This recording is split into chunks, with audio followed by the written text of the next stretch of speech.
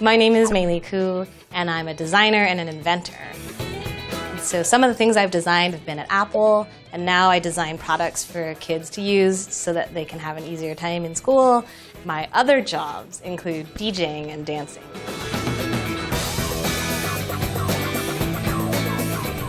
Computers are everywhere. They're in people's pockets, they're in people's cars, people have them on their wrists, they might be in your backpack right now. But what makes a computer a computer? What does make a computer anyway? And how does it even work? Hi, I'm Nat. I was one of the original designers of the Xbox. I've been working with computers since I was maybe 7 years old, and now I work on virtual reality.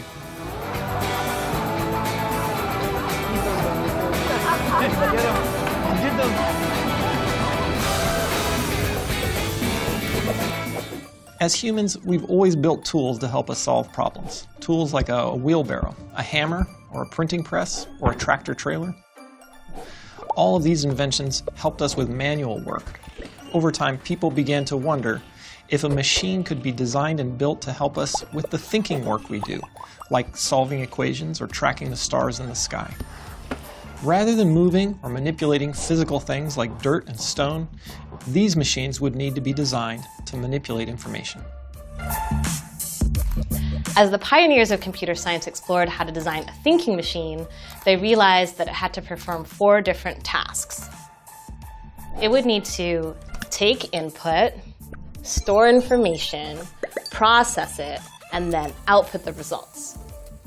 Now this might sound simple, but these 4 things are common to all computers. And that's what makes a computer a computer.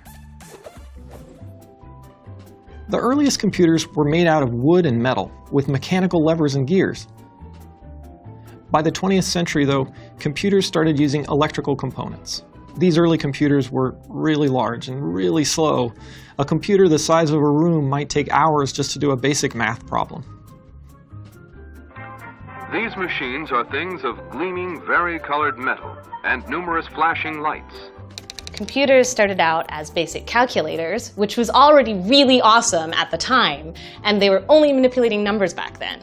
But now we can use them to talk to each other, we can use them to play games, control robots, and do any crazy thing that you could probably imagine.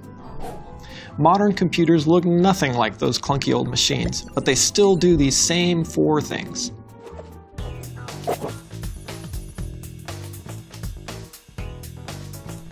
First, we're going to talk about input.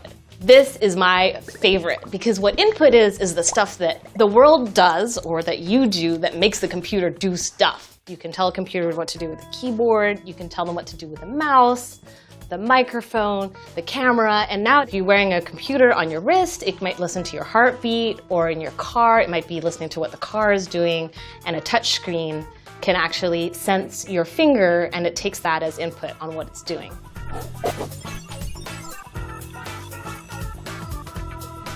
All these different inputs give a computer information which is then stored in memory.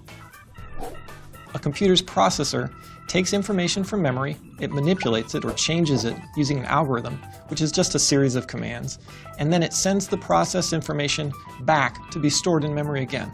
This continues until the processed information is ready to be output.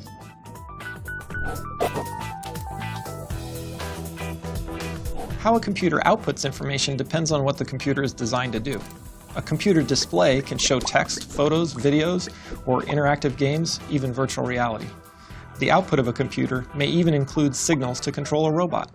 And when computers connect over the internet, the output from one computer becomes the input to another, and vice versa.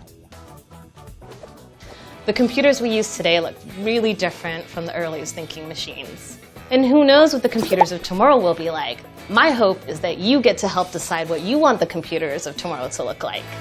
But across all computers, regardless of the different types of technology they use, they're always doing the same 4 things. They take in information, they store it as data, they process it, and then they output the results.